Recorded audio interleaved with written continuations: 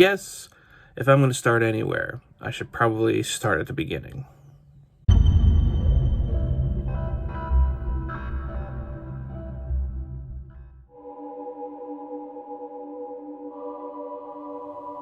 The idea for the book came like a bolt of lightning. I remember it clear as day. I was in college, working on getting my master's. It was the first week or so of this semester, and I was taking a course on 19th century American literature. The first novel we read in the class was called The Narrative of Arthur Gordon Pym of Nantucket by Edgar Allan Poe. Poe only wrote the one novel. He was a poet and short story writer, but he considered himself a magazinist or a serial writer.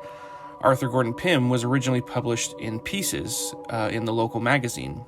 People would read the section and anticipate the coming of the next iteration, a lot like how we would watch TV today with weekly episodes. What was interesting about that book, at least for me, was how disjointed and weird it was. I'm a huge Edgar Allan Poe fan. He is one of my many inspirations as a writer.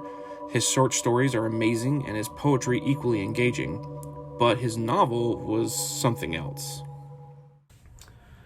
The character of Ross Dyson in my book, he shares a lot of the same ideas and perspectives on Poe as I do. However, his are a lot more heightened and more of a caricature of a lot of those ideas that than my own. But they're pretty much right on cue for the most part. Compiled together, Poe's novel is somewhat messy, narratively speaking. Characters appear and disappear without question. Individuals die and then they suddenly reappear later on in the book with no explanation whatsoever. There's chapters and chapters about whaling and like the intricacies of whaling. A lot of it is pulled straight from old whaling manifestos of the day. So he essentially like plagiarized a lot of those chapters. It's really quite fascinating.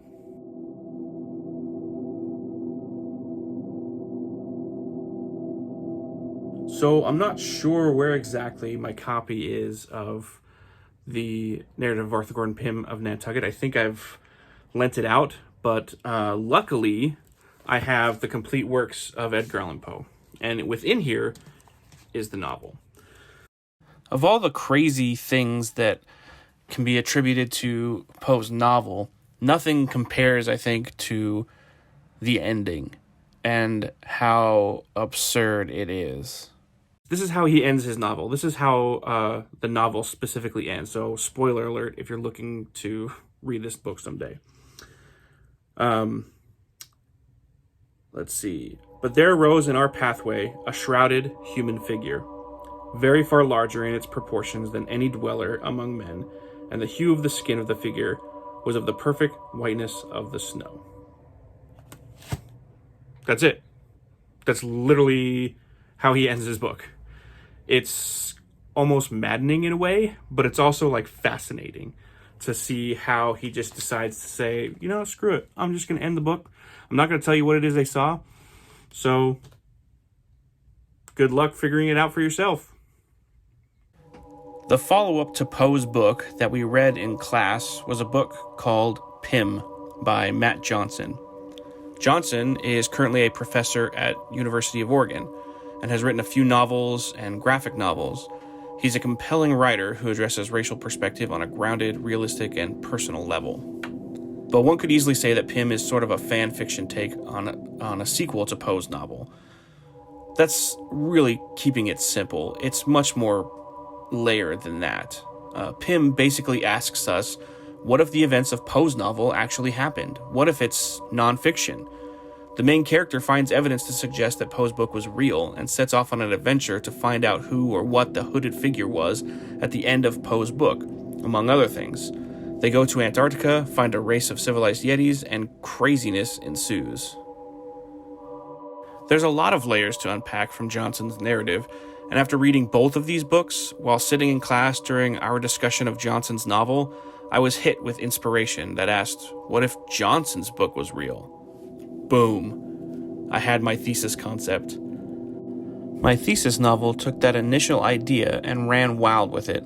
The story was called The Undoubtedly True Narrative of Ross Dyson, and focused more on Ross's journey to find a man named Garth Frierson, who was a central character in Matt Johnson's book. I explored Poe's novel and Johnson's novel in greater detail, and both books were central components to Ross's journey. I'm pretty proud of this sucker. Even though I've published a book, this was essentially the first iteration of what the book was.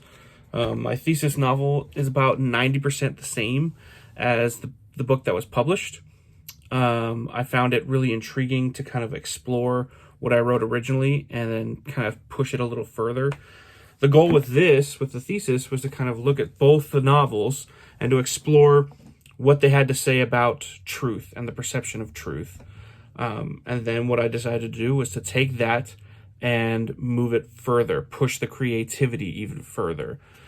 So what I ended up doing was for the book, I took out all of the Matt Johnson stuff and created my own MacGuffin, if you will, that Ross had to go and find and to incorporate in his adventures, and that was Jordan Wolitzki, the conspiracy theorist, and his memoir, Ragnarok Crying.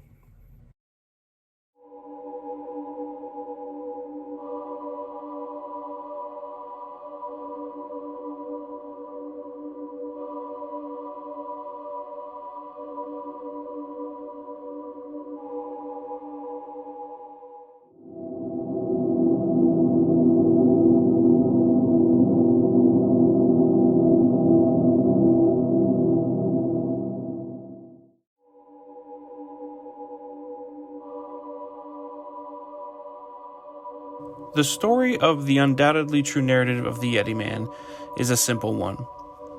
Could a random painting of an Antarctic landscape from a missing and discredited conspiracy theorist confirm the existence of Yetis? Self-proclaimed truth seeker and comic book shop owner Ross Dyson seems to think so. In fact, he knows so. Nobody believes him, of course, not even his best friend Pastor Barney Cross. However, this doesn't deter Ross from following through on his desire to get to the truth. With help from his toothpaste-snorting shop manager, Wheezy, coupled with gargantuan claims and a fiery resolve, Ross sets off on a journey of discovery that begs to question the fabric of reality and how one perceives truth.